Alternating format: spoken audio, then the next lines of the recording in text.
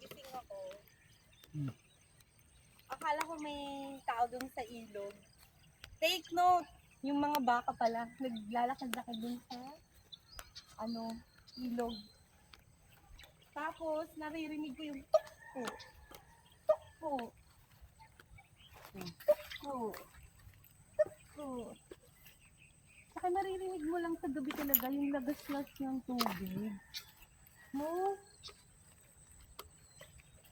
Uy, andun pa si kapitbahay, si yung van.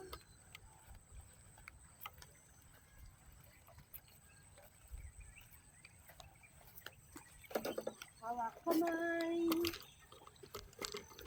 Paano pag bumagsak ka, mababaw lang yun.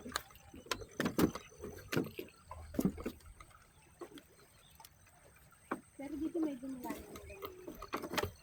Nagpas ulo yan, pero ang linaw ng tubig. Nagpas ulo.